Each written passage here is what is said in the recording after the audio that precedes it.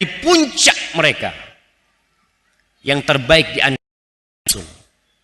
Dan beliau pun masih disuruh meniti jalan utusan-utusan Allah.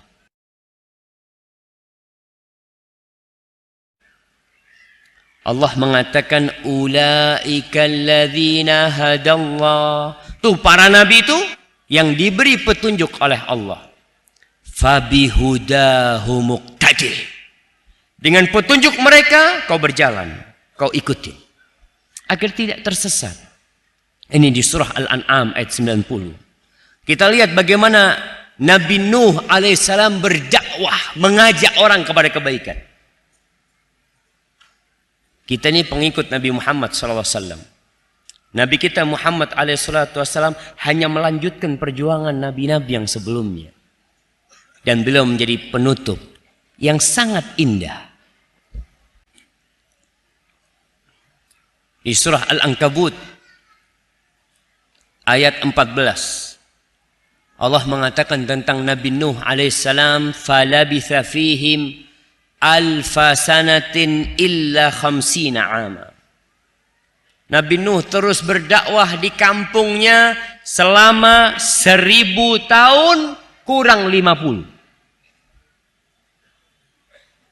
Berapa tahun jamaah? Nggak ada hadiahnya jamaah. Iyalah 1000 kurang 50 masa dapat hadiah jamaah. 950 tahun, 950 tahun berdakwah. Allah menceritakan bagaimana Nabi Nuh mengeluarkan segala energinya, segala kemampuannya demi menyelamatkan umat manusia yang ada pada waktu itu dari azab Allah Jalla Jalaluh. Di surat Nuh Allah bercerita bagaimana Nabi Nuh mengadu kepada Allah, berkeluh kesah kepada Allah tentang usaha dia.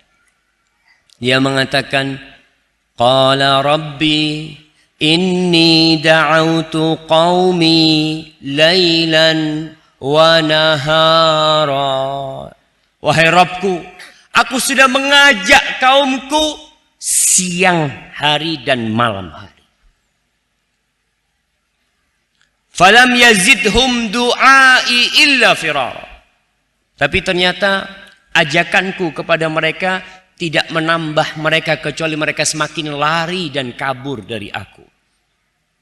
Wa inni kullama da'autuhum litaghfira lahum ja'alu asabi'ahum fi adhanihim. Setiap kali aku mengajak mereka kepada kebaikan, kaumnya itu udah bosan jamaah dengan dakwahnya Nabi Nuh. 950 tahun bayangkan. Kalau aku ajak mereka kepada kebaikan, apa yang dilakukan oleh kaumku? Mereka letakkan jari mereka di telinganya. Kemudian mereka pakai sarungnya atau bajunya untuk menutupin. Wastaghshaw thiyabahum wa asarru wastakbaru istikbara. Mereka orangnya sombong. Terus dalam kesombongan mereka menolak dakwah Nabi alaihissalam. Baik, apakah setelah itu Nabi Nuh berhenti berdakwah? Selesai udah cukup aku siang malam aku ajak mereka, mereka kabur, ya udah biarin. Aku kan udah ngajak mereka. Ternyata tidak. Beliau terus mengajak kaumnya. Dia bercerita kepada Allah, "Tsumma inni da'autuhum jihara." Kemudian aku mengajak mereka lagi dengan terang-terangan. "Tsumma inni a'lantu lahum wa asrartu lahum israr." Ya Allah, terang-terangan sudah aku lakukan. Sembunyi-sembunyi dari hati ke hati, perorangan, aku ajak mereka secara kelompok. Di pasar di mana mereka nolak. Aku datang ke rumah mereka, aku datangin satu persatu, mereka juga menolak. Subhanallah jamaah. Itu Nabi Nuh. Beliau tidak pernah bosan selama 950 tahun. Kemudian Nabi Yusuf alaihissalam. Tatkala beliau di penjara, bukan berarti Nabi Yusuf berhenti berdakwah. Sebagian orang selalu berdalih, Ustadz, lingkungannya tidak mendukung. Masyarakatnya tidak mendukung. Jamaah, kalau lingkungannya tidak mendukung, kau harus ciptakan lingkungan yang mendukung. Kau yang harus bisa. Sok.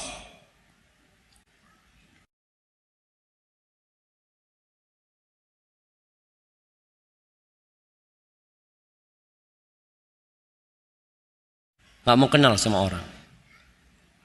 Ana mau tanya, antum, siapa nama antum? Fikri. Sama yang di sebelah kenal antum? Nah, teman memang. Oh, masya Allah. Yang di belakang? Kenal sama Wahyu antum? Coba antum salaman, kenalan dulu sama. Masya Allah. Kita tuh kadang kala satu tempat gini nggak kenalan. Kita datang sendiri, mau belajar sendiri anak. Kita ini saudara. Paling tidak dari tadi pengumuman panitia itu nggak bosan sama pengumuman panitia dari tadi. Paling nggak kan datang sama sahibnya, ahlan, kef halan.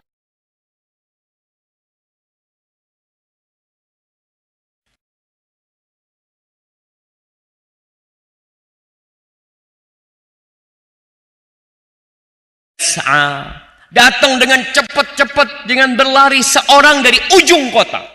Datang. Jadi resiko orang yang mengajak kepada kebaikan sampai kepada resiko pembunuhan. Tidak sedikit nabi-nabi yang tewas dibunuh oleh kaumnya. Akhirnya orang ini setelah dibunuh, ya sudah, dia mati. Dalam kondisi mati dia masih ingin kebaikan buat kaumnya. Ya, surat Yasin ayat 26-27 apa kata orang ini? Dia mengatakan, ya laita qaumi laqad kana lakum fi Rasulillah uswatun hasanah. Tapi ternyata tidak semua orang bisa membaca dan meneladani Nabi SAW. Siapa yang bisa meneladani Nabi SAW? Bukan orang yang mengikuti sunnah. Siapa yang bisa meneladani? Kalau orang udah ngikutin sunnah kan udah meneladani. Kenapa dia meneladani Nabi SAW? Ada 3 kriterianya.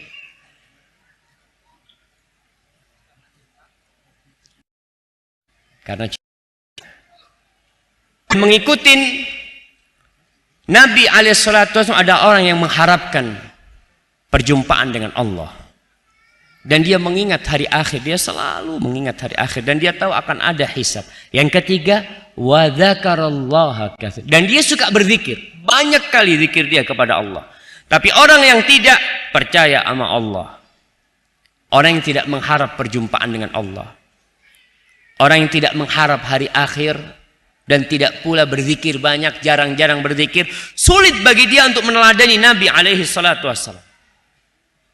Bahkan akan cenderung lebih mencemooh sunnah-sunnah Rasul sallallahu alaihi wasallam. Bagaimana Nabi kita? Dia mengajak kepada kelompok, bukan mengajak kepada ormas, bukan mengajak kepada golongan, kepada Allah ala basirah, di atas ilmu, bukan ikut-ikutan, di atas petunjuk, di atas Al-Quran dan Sunnah yang benar. Wassalam, dia harus amalkan ayat ini. Karena hati-hati dengan orang yang suka mengajak orang tapi tidak diamalkan buat dirinya. Atau mengajak tapi bukan kepada Allah. Karena dia berharap sanjungan dari masyarakat. Dia akan menjadi koreknya api neraka nanti. Na'udzubillah min dzalik. Tidak ada yang lebih baik ucapannya daripada orang yang berdakwah menyeru kepada kebaikan, menyuruh umat manusia kepada Allah, dan dia sendiri mengamalkannya, lalu dia berserah diri kepada Allah. Seorang tabi'in, Hasan al-Basri, ketika membaca ayat ini, dia mengatakan tentang orang yang berdakwah, hadza habibullah, orang ini adalah kekasih Allah. Hadza waliullah, kau mau tahu waliullah? Nih waliullah, orang yang mengajak kepada kebaikan. Hadza safwatullah, hadza khiratullah. Ini orang pilihan Allah. terbaik, yang spesial yang Allah pilih. Hadza ahabbu ahlil ardi ilallah. Ini orang adalah orang yang paling Allah cintai dari penduduk bumi semuanya. Dia dipanggil oleh Allah dan dia mengikuti panggilan Allah. Wada'an nas ila ma ajaballahu fihi. Lalu dia mengajak orang. Artinya kebaikan yang dia dapatkan dia sendiri. Enggak. Pulang dari kajian, masuk rumah makan, di depannya ada orang, Masya Allah, Assalamualaikum bang. Anak tadi baru dengar kajian. Kau mau dengarkan? Ya, sahibnya cerita apa? Kok cerita? Tapi ceritamu yang berbobot. Ada sesuatu yang berbeda dari kisah-kisah yang kau sampaikan. Wa amila salihan fi ijabah. Orang ini mengamalkan. Bukan ngomong aja, dia mengamalkan. Wa qala, kata aku, dan enggak harus ustaz, enggak. Enggak harus ustaz. Ustaz ana mah enggak di pesantren ustaz. Aku enggak kuliah, enggak apa-apa kau ngajak kepada kebaikan. Emangnya syarat mengajak kepada kebaikan itu harus S1. Karena apa pahala yang kau akan dapatkan jamaah? Ahibati fillah, Rasulullah sallallahu alaihi wasallam mengatakan kepada Ali bin Abi Thalib, la ayyahdiyallahu bika rajulan wahidan. Ada orang yang dapat hidayah lewat jalanmu. Gara-gara kau orang itu dapat hidayah, itu lebih baik, khairun laka min humrin na'am. Lebih baik daripada onta merah. Onta merah itu jamaah adalah harta yang paling mulia di bangsa Arab pada masa itu. Dan Nabi SAW katakan, karena orang itu mengukur sesuatu dengan materi. Coba ada seorang mengatakan, Mas, Kang, kau lihat tuh orang, kalau kau bisa bikin orang itu sholat ke masjid, nah, mana panitia? Kasih mic, mau diapain ini mic-nya?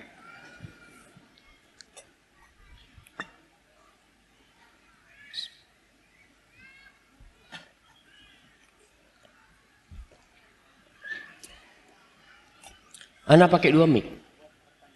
Buat pertanyaan, astagfirullah, gimana?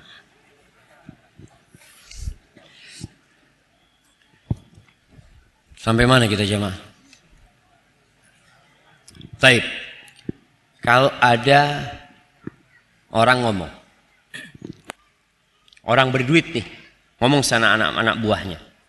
Kalau lihat tuh orang, iya, itu tukang bangunan, kalau kau bisa bikin dia sholat di masjid, aku akan kasih kau 1 mobil. Kira-kira dia ajak enggak? Oh diajak, bismillah ya Allah, mudah-mudahan ya Allah. Mobil nih ya Allah 1 nih. Yang ngomong, bang 500.000 bang, sholat. Sholat ya mah. Dia pulang bawa apa? Mobil, alhamdulillah 500.000 dapat mobilan. Itu gambaran dunianya seperti itu. Dan Allah akan memberikan kepadamu yang lebih baik dari dunia dan isinya ini. Cuma belum semangat orang untuk mengajak kepada kebaikan. Kemudian kita mengajarin orang kebaikan, akan dapat pahala orang yang berbuat kebaikan.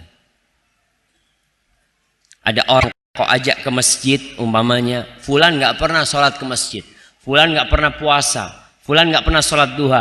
Lalu kau dakwain dia, ngobrol sama dia, kemudian dia sholat ke masjid. Selama orang itu hidup sholat ke masjid, kau sudah mati, butuhkan keikhlasan.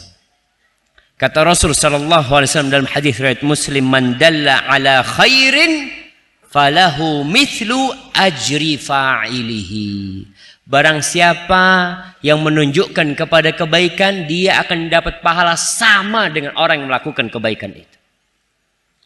Makanya bagaimana bapak kita, ibu kita yang ngajarin kita semua kebaikan, mereka mati, pahala mereka akan terus dapat kerja. Makanya orang tua jangan malas ngajarin anaknya. Ada anak-anak pakai jilbab tanpa anak suruh. Dapat pahala nggak bapaknya? Nggak dapet. Karena nggak pernah nyuruh anaknya pakai jilbab. Alhamdulillah anak-anak sholat tanpa anak suruh, masya Allah.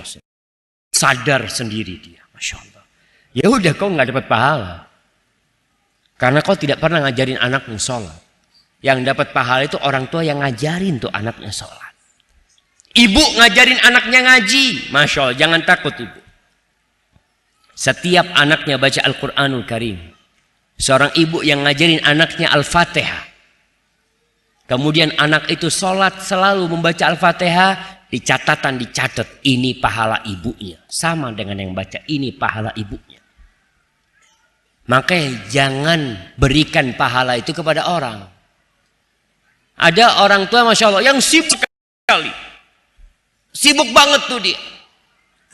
Anaknya nggak bisa ibunya ngajarin ngaji. Panggil guru ngaji. Karena ibunya sibuk kerja ini itu macam-macam. Ibunya bisa gaji guru ngaji. Tapi seharusnya yang lebih baik buat kau. Kau gaji guru ngaji. Kau juga ngajarin anakmu ngaji. Bacaan anakmu. Tentang makom orang yang mengajak kepada kebaikan. Beliau mengatakan. Wa idza kanatid da'wah ila Allah asyraf maqamatil abd. Kalau kau mau bicara makom. Kita sering dengar ucapan dari sebagian orang. Makomnya beda. Betul. Memang ada makom. Makom yang paling mulia adalah makom mengajak orang kepada kebaikan. Kalau kau sholat sendiri, makommu cuma sholat aja. Kebaikanmu hanya untuk dirimu sendiri, selesai. Kata Ibnul Qayyim, yang paling mulia adalah maqamatil abd, adalah berdakwah kepada Allah. Wa ajalluha wa afdaluha, itu yang paling mulia, itu yang paling agung. Fahiya la tuhassal illa bil ilm. Makom itu nggak akan bisa diraih kecuali dengan ilmu. Mengajak. Dan dia mengajak orang kepada ilmunya. Dengan ilmu dia mengajak dan kepada ilmu dia mengajak. Maka beliau mengatakan balla budda fi kamalid dakwah. Dan harus demi kesempurnaan dakwah itu minal bulughi fil ilmi ila haddin yasilu ilaihi sa'i. Dia harus sampai menuntut ilmu ya sampai batas akhir. Nggak pernah berhenti nuntut ilmu. Dapat ilmu ya kayak sekarang. Habis kajian pulang ada yang didakwahkan. Pekan depan kajian lagi dapat ilmu, dakwahkan lagi. Wa yakfi hadza fi syarafil ilm. Dan ini menunjukkan bahwa menuntut ilmu dan ilmu itu sendiri adalah sebuah kemuliaan. Karena itu menjadi sarana untuk meraih makom yang paling tinggi dalam berdakwah kepada Allah Subhanahu wa taala. Jamaah, Umar bin Khattab radhiyallahu taala anhu, dia pernah mengatakan ucapan yang perlu kita renungkan sore hari ini. Karena kita mendapati banyak umat Islam tidak peduli dengan orang lain. Tapi ternyata ada sekte-sekte sesat. Nah, Ustaz, apabila berkenan minta jamaah merapat lagi. Oh, jamaah. Antum mau merapat jamaah? Antum lihat tuh di belakang jamaah. Nggak kesian antum. Ya Allah merapat jamaah. Antum berdiri lagi nggak apa-apa, udah capek dari tadi duduk kan. Bismillah. Nah, berdirilah jamaah, jangan takut, masih banyak tempat insya Allah. Ketika berdiri Allah luaskan buat antum insya Allah. Nah,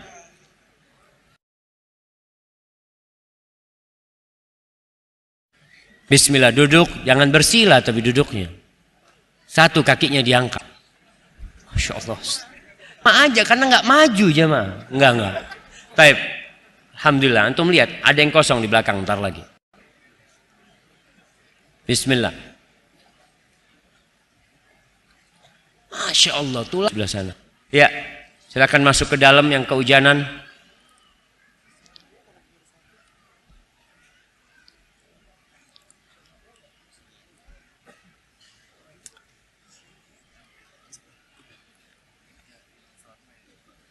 Taib. Sampai mana kita? Ucapan Umar bin Khattab radhiyallahu taala anhu. Umar bin Khattab mengatakan suatu ucapan yang tadi Anda sampaikan, kita perlu merenungkan. Antum tahu orang-orang kafir itu jamaah, orang-orang yang tidak beriman, mereka semangat untuk menyebarkan agama mereka, untuk memurtadkan umat Islam dengan berbagai cara. Sedangkan yang umat Islam cuma mikirin kedudukannya, hanya mikirin perut dia dan yang dibawa perut dia. Seakan-akan tidak, kecuali dirinya sendiri. Anda pernah baca sejarah di masa Belanda. Belanda itu kirim misionaris. Di antaranya adalah 2 misionaris yang dikirim ke Madura. Dan antum tahu, mulai masa Belanda, Quran terjemahkan. Belanda itu 350 tahun menjajah negeri ini. Mereka sebenarnya tidak ingin keluar dari negeri kita. Dikirim ke Belanda. Bikin keributan, dikirim ke Madura. Bikin keributan, masyarakat bergejolak, memberontak akhirnya oleh pemerintah Belanda dipanggil 2 orang ini, dideportasi, dipulangkan ke Belanda. Oleh pemerintahan Belanda. Apa yang terjadi? Suaminya itu balik lagi. Balik lagi, dia mau menyampaikan agama itu. Berangkat ke Madura dan terbunuh di Madura. Umar bin Khattab mengatakan, Allahumma inni a'udzubika min jaladil fajir wa ajzif tiqa au ajzil mu'min. Ya Allah, aku berlindung kepadamu dari semangatnya orang-orang fajir. Orang-orang yang tidak benar tapi semangat untuk mengajak kepada kefujurannya, mengajak kepada kefasikannya. Dia bikin sarana-sarana hiburan yang mengajak kepada api neraka. Dia lakukan itu dengan semangat. Aku berlindung kepadamu dari semangatnya, sabarnya orang-orang kafir. Dan aku berlindung kepadamu dari lemahnya orang-orang yang beriman. Malas, gak mau bekerja, gak mau mengajak orang lain. Ya pokoknya dapat makan selesai. Dan itu banyak di negeri kita yang seperti itu. Penduduk negeri ini mayoritas muslim. Tapi kita lihat, yang punya pengaruh malah non-muslim. Mereka yang semangat untuk menyebarkan agama mereka. Yang Islam takut. Takut apa? Takut dengan kedudukan. Takut dengan posisi dia. Karena kalau dia nampak mengajak kepada Islam, kenapa? Antum kalau tahu jamaah, yang dari Medan. Anak punya teman sudah tua, dia cerita, Ustaz, kita di Medan Ustaz, setiap sore itu datang tuh anak-anak dari sekolah teologi Ustaz. Datang menuju rumah-rumah umat Islam. Mereka mengatakan, paman kami datang membawa penghabaran. Datang mereka. Yang Islam, toleransi Ustaz. Lakum dinukum waliyadin. Mereka apa toleransi? Apakah mereka tidak mengajak kepada kebaikan? Mereka mengajak kepada keburukan jemaah. Kita mengajak kepada kebaikan. Dan itulah puncak toleransi. Ketika engkau cinta kepada orang-orang yang non-muslim supaya dia masuk Islam dan masuk surga Allah Subhanahu wa taala. Maka kita perlu tumbuhkan semangat di diri kita. Nabi SAW mengatakan, balighu anni walau ayah. Sampaikan dari aku walaupun 1 ayat. Itu ayat kau sampaikan. Apalagi kita sekarang kajian berapa ayat yang kau dengar. Makanya kalau datang kajian, bawa buku. Dan bawa pena. Alhamdulillah Ustaz, anak punya hafalan yang kuat. Dari awal sampai akhir anak bisa ngulangin. Ustaz ucapkan. Masya Allah. Gak perlu nyatet. Kalau kayak gitu gak perlu nyatet. Tapi perlu jamaah. Kita ingin sampaikan dulu dia. Takut obatnya nggak manjur kata dokter. Yang jadi bos di perusahaan, ajak orang. Waktu sholat, Masya Allah. Semua full pen ditaruh. Semua pelayanan berhenti. Ke masjid. Yang bekerja dan yang datang di tempat itu. Maaf bapak-bapak, sholat dulu ya, kita tutup sebentar. Ada masjid tempat kita di situ, silahkan. Kita tidak ada pelayanan nih. Sampai kita sholat. Subhanallah.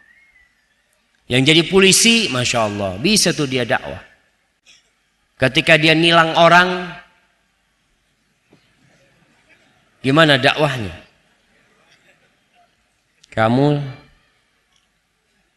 sholat 5 waktu ke masjid, selama sepekan nggak jadi saya tilang. Siapa? Sholat dia masjid ya. Dia punya kekuasaan untuk membuat orang itu baik. Dan kata Nabi SAW menjelaskan, ajiba Rabbuna, Allah itu takjub dengan satu kaum yadkhulunal jannah bisalasil. Orang yang masuk surga dengan dirantai. Dirantai dia dibawa masuk surga. Kenapa? Dia nggak masuk surga, tapi dirantai dibawa akhirnya masuk surga Allah SWT. Tugas siapa? Ya kita mengajak mereka kepada kebaikan. Kalau kita melihat Nabi alaihissalam, Abu Lahab, alihada jama'tana. Apakah untuk ini kau ngumpulkan kita nih? Tabban laka sa'irul ayyam. Semoga kau celaka sepanjang hari. Tuh, antum kalau sudah mulai mengajak kepada kebaikan jamaah, banyak yang nggak suka sama antum. Akan dicela, akan dicerca, tapi antum jalan terus. Nabi ajak sampai dibunuh. Aku pun kalau mati di jalan menyampaikan agama Allah, semoga mati syahid. Rasul sallallahu alaihi wasallam berdakwah kepada pamannya sampai pamannya mau mati. Didatengin di atas ranjang kematiannya. Beliau mengatakan, "Qul ya am la ilaha illallah." Paman, katakan la ilaha illallah. Tapi akhirnya pamannya tetap di atas agama kaumnya. Nabi alaihi salatu wasallam datengin didakwain jamaah. Maka usahakan kita untuk mengikuti apa yang dijalankan oleh Rasulullah sallallahu alaihi wasallam. Dan di akhir ceramah ini, ana akan sampaikan kepada antum 2 hal. Yang pertama, bagaimana membaca orang yang kita dakwai. Yang kedua, apa hak-hak manusia itu sebenarnya atas kita yang harus kita berikan kepada mereka. Orang yang kita dakwah ini, yang kita ajak itu 1 dari 3 orang. Yang pertama, orang itu orang yang nggak ngerti, nggak faham dengan kebaikan. Tapi orang itu cinta dengan kebaikan. Orang kayak gini tinggal antum ajak, antum jelasin. Nih kayak gini nih. Kalau kita bicara mengenai Quran, kita tinggal ngomong, Bang, Quran nih, Masya Allah, akan menjadi syafaat pada hari kiamat. Oh betul, kau baca 1 huruf dapat 10 kebaikan, cukup. Yang kedua, orang yang malas, futur. Dia sebenarnya tahu, tapi dia sedang malas beribadah. Gak cukup dengan memberitahu seperti yang pertama. Tapi kau perlu sampaikan kepada dia tentang ancaman-ancaman Allah.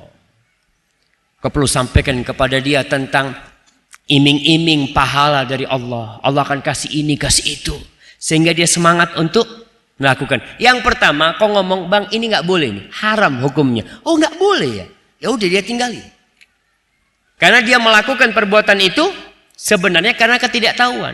Kalau yang kedua, dia tahu dengan kebaikan. Cuma malas aja. Maka cara mengajaknya beda. Kau perlu kasih motivasi yang lebih sama dia. Yang ketiga, model orang yang dia sebenarnya nggak suka dengan kebaikan. Bahkan dia lebih suka melakukan keburukan. Ditambah lagi dia suka berdebat. Ada model orang kayak gitu. Bagaimana caranya? Ya sudah, caranya memang kau harus siapkan ilmu untuk berdialog dengan dia. Allah menyebutkan hal ini di surah An-Nahl ayat 125. Ud'u ila sabili rabbik bil hikmah wal mau'izatil hasanah wajadilhum billati hiya ahsan. Dan kalau berdialog, hati-hati.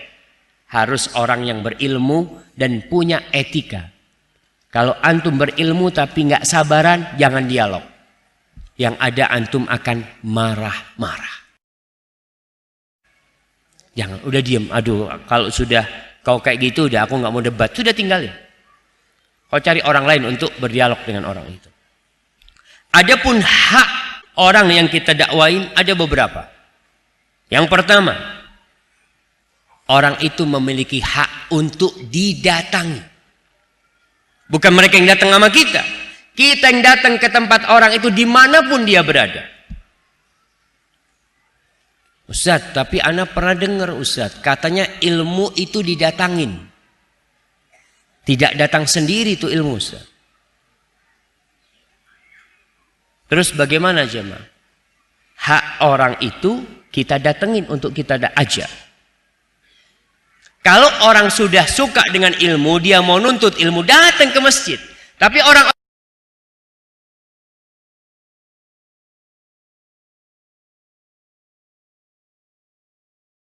yang nggak mau ke masjid, yang nggak mau nuntut ilmu, dibiarin.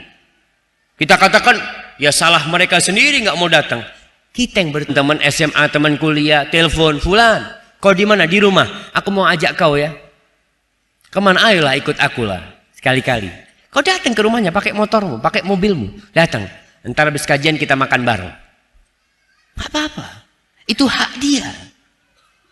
Mungkin dia selama ini belum pernah meletakkan kakinya di masjid mendengarkan ceramah. Banyak jamaah, sama sekali. Bahkan ada sebagian orang yang mengatakan gak pernah masuk ke masjid dan ke musola. Jumatan tidak pernah hadir. Itu antum harus ajak dia. Sekali ajak datang. Itu hak yang pertama. Rasul SAW mendatangi orang-orang di kampung-kampungnya. Rumah-rumah mereka, di tempat-tempat singgah mereka, di pasar-pasar didakwain sama Nabi SAW. Beliau datang ke sana. Yang kedua, memilihkan sarana dan cara yang paling cocok buat dia. Kau harus lihat nih, orang ini cocoknya pakai apa? Oh, orang ini cocoknya pakai fulus. Betul. Dan antum lihat bagaimana Nabi SAW, sebagian sahabat itu dikasih 100 ekor onta. Demi dia masuk Islam. Bahkan Sofwan bin Umayyah bin Khalaf, bapaknya yang terbunuh ketika perang Badar. Ketika penaklukan kota Mekah, Sofwan belum masuk Islam. Nabi SAW, antum jangan bosan berselawat kepada Nabi SAW. Allah nggak akan bosan sampai kalian bosan. Nabi SAW pinjam persenjataan untuk perang. Baju besi dan pedang dan macam-macam. Ketika Rasul SAW mengambil, apa kata Sofwan bin Umayyah? Aghasban ya Muhammad. Apakah ini bentuk perampasan dari kau ya Muhammad? Kata Rasul, la, enggak, bukan. Bal ariyatun madmuna. Aku pinjam. Pinjam dan pinjaman itu terjamin. Kalau ada yang rusak diganti. Akhirnya Sofwan ikut perang dalam kondisi kafir. Ikut perang untuk berjuang? Bukan. Untuk menjaga barang-barang dia. Dia ikut perang sampai peperangan selesai. Peperangan selesai, Sofwan belum masuk Islam. Akhirnya Nabi SAW bagi-bagi harta. Sebagian dikasih 100 ekor onta, 100 ekor kambing, dikasih 1 lembah kambing kepada orang-orang itu. Sofwan bin Umayyah melihat sebuah lembah dengan onta kambing yang banyak sekali. Ketika Nabi SAW bagi-bagi, Sofwan itu mencuri-curi pandangan. Masya Allah, dia lihat. Nabi alaihi salatu wasallam ngelihat Safwan melakukan itu. Lalu ngelihat Nabi lagi SAW. Ditanya sama Nabi SAW, ayu jibuka hadha ya Aba Fulan. Dipanggil dengan kunyahnya. Apakah engkau takjub dengan harta ini? Kata Safwan, iya katanya. Begitu banyak dan indahnya. Apa kata Rasul sallallahu alaihi wasallam? Huwalak, semuanya buat kau. Apa yang dilakukan Safwan? Dia langsung mengatakan asyhadu an la ilaha illallah wa asyhadu anna Muhammad Rasulullah. Dia mengatakan ma tabat nafsu ahadin bihadza illa nafsun nabi. Enggak mungkin ada orang yang mau ngasih kayak gini kecuali dia nabi, kata Safwan. Enggak mungkin, kata Safwan. Enggak dalam bayangan orang ngasih, subhanallah. Itu uang miliaran dikasihkan kepada Safwan.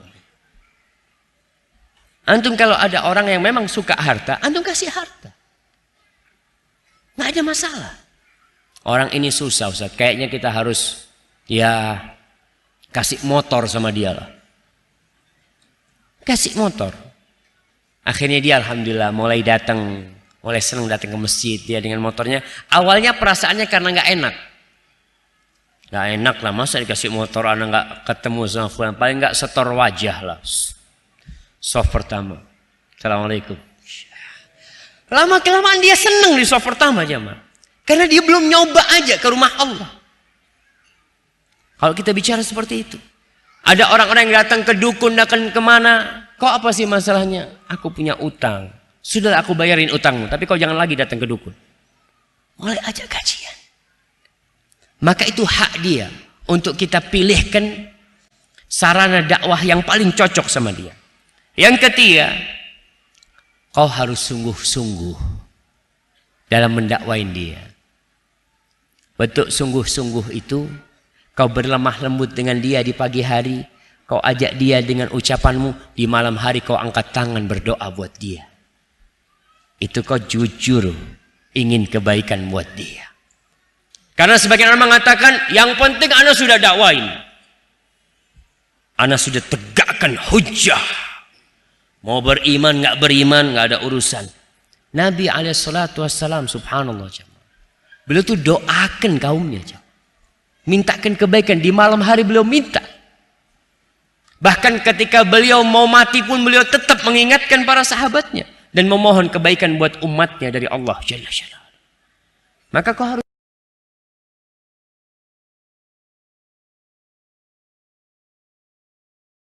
sungguh-sungguh. Ada fulan di kampung, ya Allah susah banget diajak Ustaz. Ya udah kau doa, ya Allah mudah-mudahan kau bukakan pintu hatinya ya Allah.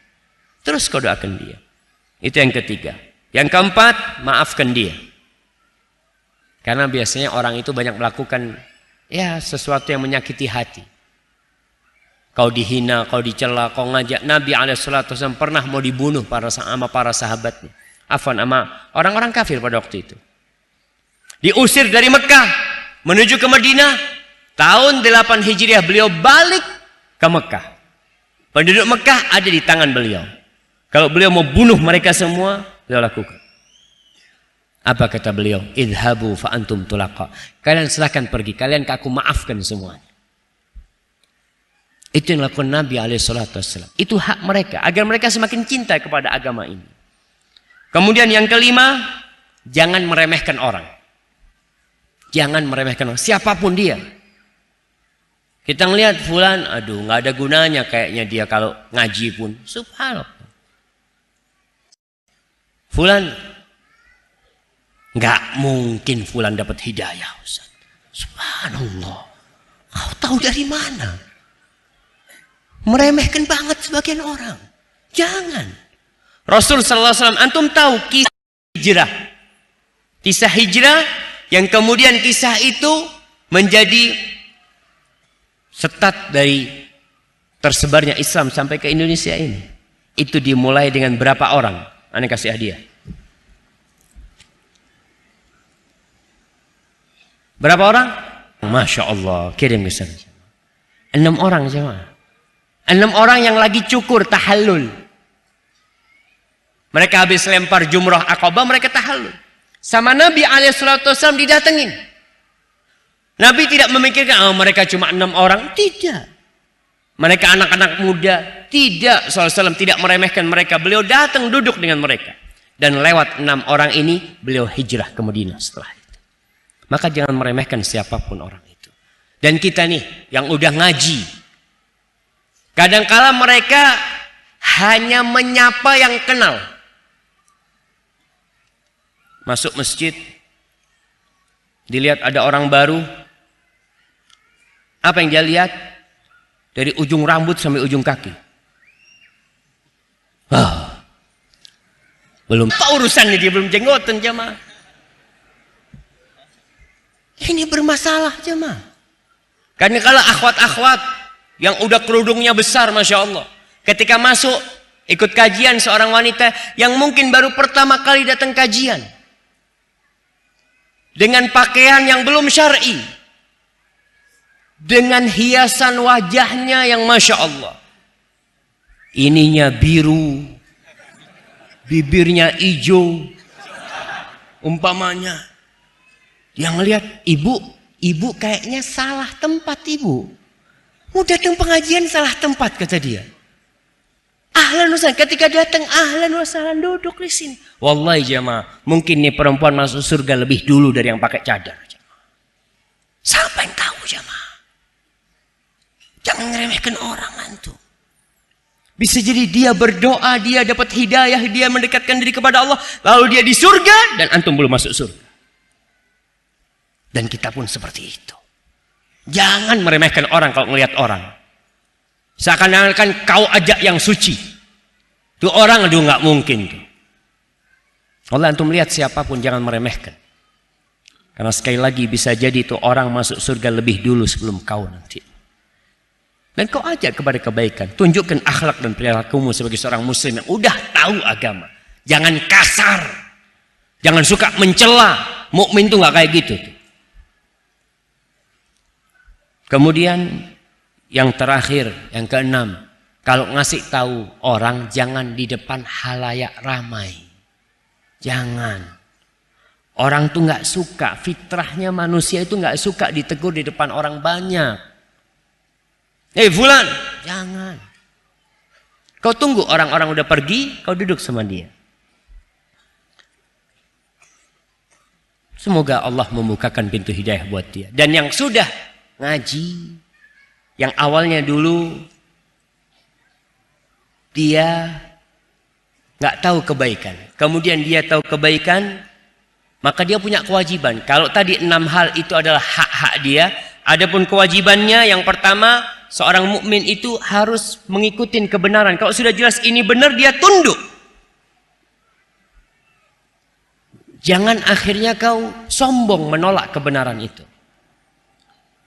Yang kedua, kau harus menuntut ilmu. Jangan sembarangan menuntut ilmu. Karena terus terang, banyak sekarang kelompok-kelompok yang mengajak kepada kesesatan. Di negeri kita nih muncul sekte-sekte itu jamaah. Ada yang ngaku jadi Nabi Idris, ada yang ngaku jadi titisannya Maryam. Ada yang tidak sholat, ada yang aliran kepercayaan. Hati-hati antum. Antum nuntut ilmu yang benar.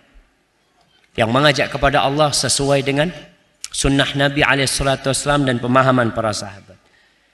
Yang ketiga, amalkan ilmu yang sudah didapat. Jangan cuma dengar, belajar, tapi nggak diamalin. Dan yang keempat, ya sudah. Kau harus dakwah lagi sekarang. Jadi berputar terus ya. Awalnya kau didakwain, sekarang kau berdakwah, kau udah belajar, udah diamalin, kau ajak orang. Dan yang kelima, kalau kau nggak ngerti, kau bertanya, itu tugasmu. Fas'alu ahla dzikri in kuntum la ta'lamun. Barakallahu fikum. Ana rasa kita cukup, kita masuk ke sesi tanya jawab. Nah, fadhal.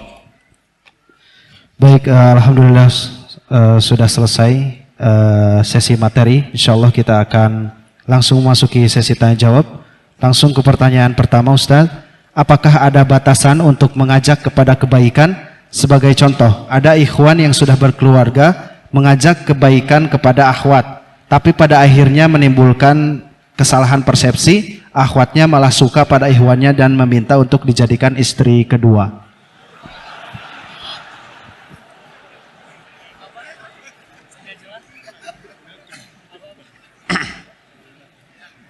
Masya Allah. Apakah ada batasan untuk mengajak pada kebaikan? Memang suaranya nggak jelas. Iya, untuk merasakan nggak jelas. Ana aja nggak dengar barusan. Contoh ada ikhwan sudah berkeluarga mengajak kebaikan hijrah pada akhwat. Tapi pada akhirnya menemukan salah persepsi, akhwat malah suka pada ikhwan dan meminta untuk menjadi istri kedua. Ini yang salah ikhwan apa akhwatnya? Jangan-jangan ikhwannya bukan mengajak kepada Allah, mengajak kepada pelaminan. Jadi hati-hati jamaah. Jadi memang kita suruh mengajak laki, perempuan, besar, kecil kita ajak. Tapi batasan-batasan tetap ada, batasan-batasan yang harus dijaga. Seorang ikhwan kadang-kala mengajak kepada kebaikan, akhirnya ngobrolnya bukan kebaikan sudah. Ngobrol yang macam-macam. Maka perlu antum belajar batasan-batasan bergaul dengan wanita yang bukan mahramnya.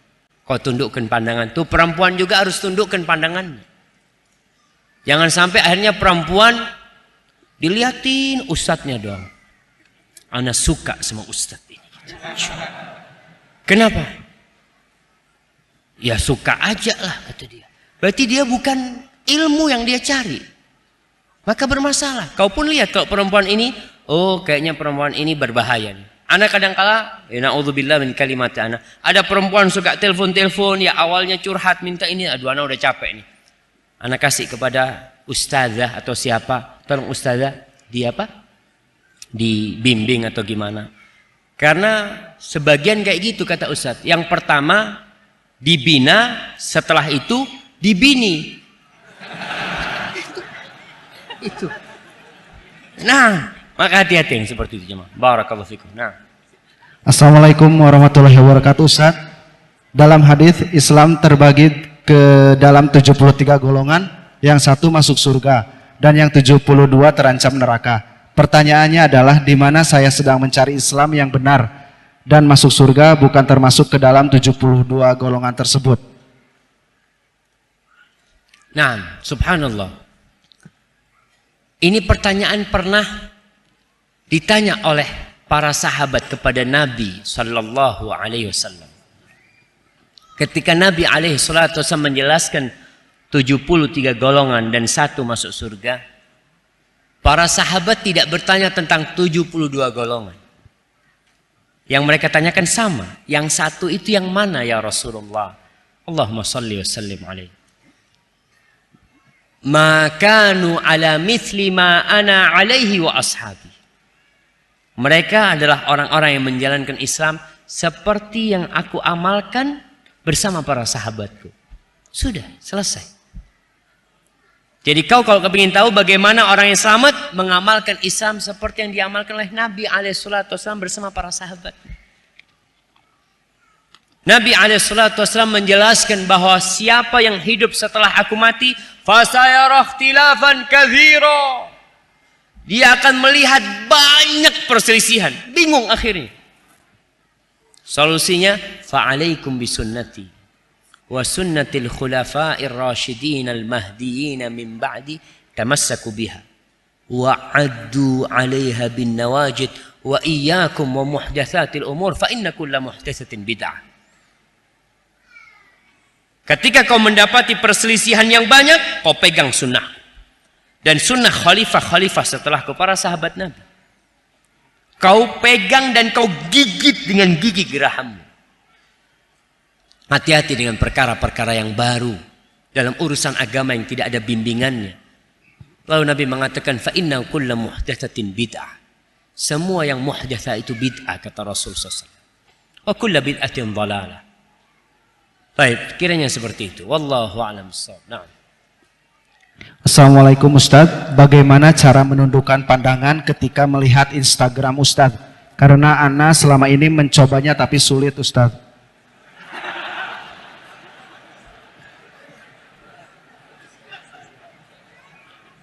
Ini cewek nih, perempuan nih tanya. Ya iyalah. Assalamualaikum Ustaz, bagaimana cara menurunkan pandangan ketika melihat Instagram Ustaz? Ya jangan dilihat. Kalau memang tujuannya mau dengerin ilmu, dibalik. Dengerin suara aja. Insya Allah dapat ilmunya, selamat dari fitnah. Betul, karena Allah mengatakan wa qul lil mu'minat yaghuddudna min absarihim. Katakan kepada wanita-wanita beriman agar mereka menundukkan pandangan mereka. Sama juga. Kita disuruh menundukkan pandangan. Barakallahu fikum. Terima kasih Ustadz jawabannya. Pertanyaan berikutnya, bolehkah datang ke kajian mana saja dengan niat mengambil yang baiknya dan buang yang buruknya? Nah, ini masalah datang ke kajian mana saja dengan niat mengambil yang baiknya dan buang yang buruknya. Subhanallah jamaah.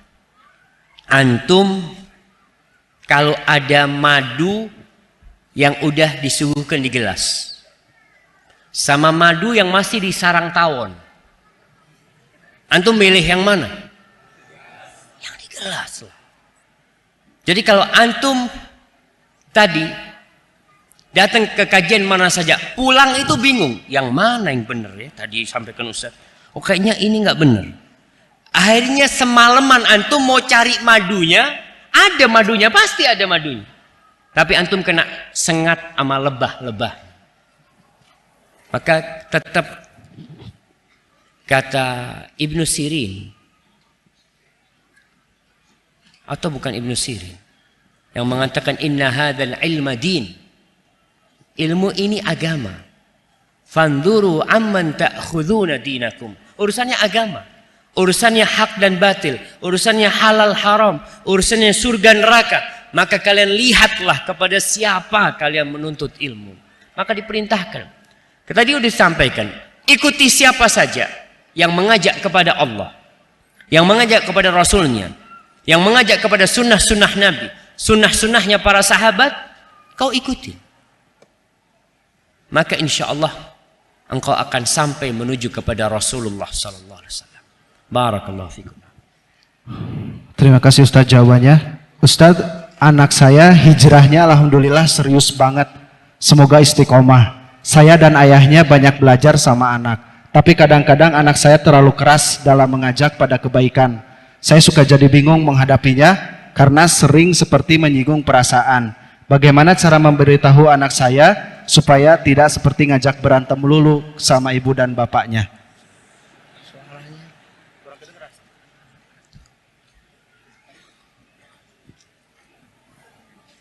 Iya jemaah, ini penting nih ya. Artinya ya tidak bisa dipungkirin.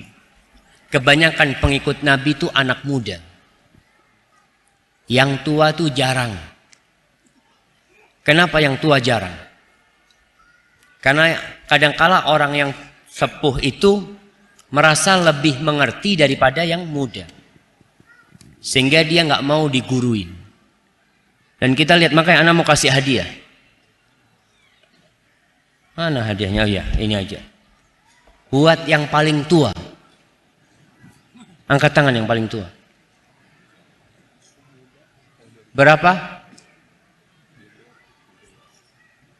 52. Ada yang lebih tua? 54. Baliknya 61. 57. Ada yang 70. 76. 71. Jamaah, ada yang lebih dari 71? Berapa? 75. Masya Allah. Kita kasih yang 75. Ada yang lewat? Itu 76 sana jamaah. Berarti yang 76. Ini orang-orang langka jamaah. 76 ini. Nah, kita kasih hadiah. Yang 76 sana tuh bapak itu. Kemudian yang 75 kita kasih hadiah juga. Antum lihat yang tua sedikit. Kebanyakan yang hadir di bawah 40, di bawah 30, di bawah 20. Ini anak muda, kadangkala terlalu semangat, akhirnya tidak hikmah. Yang 75 angkat tangan. Ya tuh, antum lihat tuh. Kirim ke belakang. Ya. Kadang-kala karena semangat dia lupa dengan etika. Sehingga dia menyampaikan dengan kasar. Bagaimana seorang ayah ketika mendapati anaknya seperti itu? Bacakan kepada anaknya. Nak, coba kita baca nih nak. Kisah Nabi Ibrahim ketika berdakwah kepada bapaknya. Dia baca. Bagaimana kata-kata Nabi Ibrahim. Apalagi dengan ibu. Ibu itu perasaannya sangat halus sekali. Seorang anak kadang-kala, Bu, kelakuan ibu itu nggak ada dalilnya. Waduh, ada dalilnya. Ibunya sambil masak. Ya udah, mulai saat ini kau jangan masak masakan ibu. Cari sendiri kau. Hanya berantem sama ibunya. Maka perlu diajarin, dibacakan bagaimana para sahabat ketika mendakwain ibunya. Jadi seorang anak kalau mau dakwain ibunya sambil pijetin kaki ibunya. Bu, kalau ibu nggak marah, aku mau ngomong sesuatu, Bu. Sambil pijetin. Ibu melihat anaknya cinta kepada ibunya. Anaknya berbakti sama dia. Sehingga sang ibu membuka hatinya. Iya nak, apa yang ingin kau katakan nak? Sampaikan 1, 2 gini. Dan kalau menyampaikan kepada ibu, jangan apa? Kalau ada 10 yang mau disampaikan, jangan semuanya disampaikan sekaligus. Ibu sambil mijet. Ana lihat ibu ini ada 10 kemungkaran. Itu kakinya ditarik sama ibunya. Udah nak, 10 kemungkaran ini satu-satu lah yang disampaikan sama ibunya. Setelah ibunya berubah, nanti sampaikan lagi dengan terus berdoa. Barakallahu fikum. Nah. Assalamualaikum warahmatullahi wabarakatuh. Ustadz, bagaimana cara memilih Ustadz ketika pertama kali dan awal-awal hijrah? Dan mohon motivasinya untuk ajakan hadir di kajian rutin pembahasan kitab. Siapa? Ya, di Bandung. Nah, iya. Ustadz, bagaimana cara memilih Ustadz ketika pertama kali awal-awal hijrah? Nah, ketika awal-awal hijrah itu yang dibutuhkan teman. Sohib. Karena biasanya engkau ketika hijrah, engkau ditinggal sama sohibmu.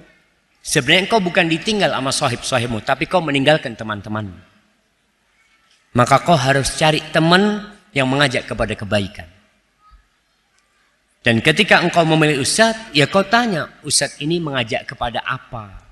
Kalau dia mengajak kepada Allah, dia ajarkan orang-orang mengamalkan sunnah Nabi SAW sesuai dengan pemahaman para sahabat Nabi, karena mereka generasi yang dijamin, kau ikuti. Tapi kalau tidak, mungkin dia mengajak kepada kelompok, ya sudah enggak. Kalau mengajak kepada kelompok, kau jangan ikut. Karena ini sudah mengkotak-kotakan umat. Tapi kalau mengajak kepada Allah dan Rasulnya, sesuai dengan sunnah Nabi dan pemahaman salafus saleh, maka ikuti. Dan kau perlu tanya kepada ustadz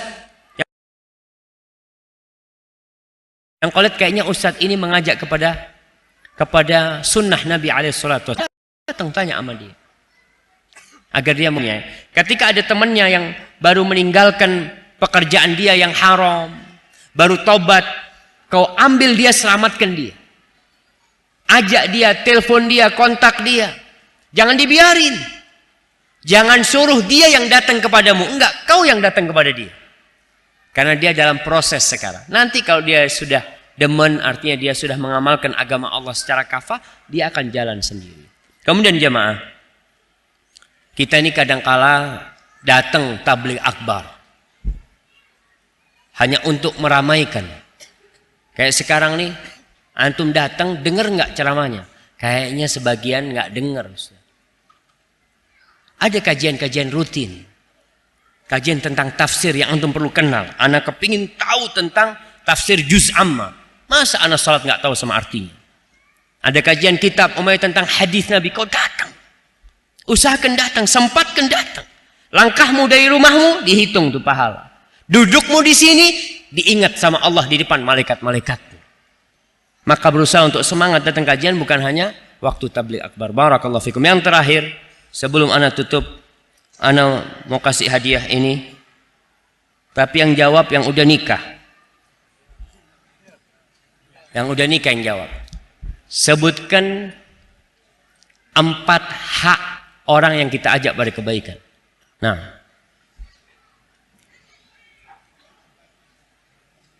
berdiri. Nah, yang pertama, didatengin, diajak dimanapun dia berada. Yang kedua, memiliki sarana dan cara yang paling baik buat dia, yang paling cocok. Yang ketiga, bersungguh-sungguh. Yang keempat, memaafkan kesalahan dia dan berbuat baik sama dia. Yang kelima, jangan meremehkan. Yang keenam, jangan menegur di depan halayak ramai. Barakallahu fikum. Masya Allah. Baik. Buat yang sudah nikah juga. Tapi kalau enggak, buat ibunya enggak apa-apa lah. Boleh buat ibunya. Sebutkan 5 kewajiban orang yang sudah. Masya Allah. Mana yang duluan? Yang mana yang itu? Baik. Nah, yang ini kata yang duluan. Mengikuti kebenaran. Yang kedua, menuntut ilmu. Amalkan ilmu itu. Setelah itu berdakwah, mengajak orang. Yang kelima, kalau nggak ngerti tanya. Barakallahu fikum. Itu yang bisa Anda sampaikan pada kesempatan kali ini. Apabila benar yang Anda sampaikan dari Allah Jalla Jalaluh. Kalau ada yang salah dan kurang berkenan, Anda mohon maaf. Itu dari diri Anda pribadi. Allah dan Rasul yang terbebaskan dari kesalahan itu. Subhanakallahumma bihamdika asyhadu an la ilaha illa anta astaghfiruka wa atubu ilaik. Wassalamualaikum warahmatullahi wabarakatuh.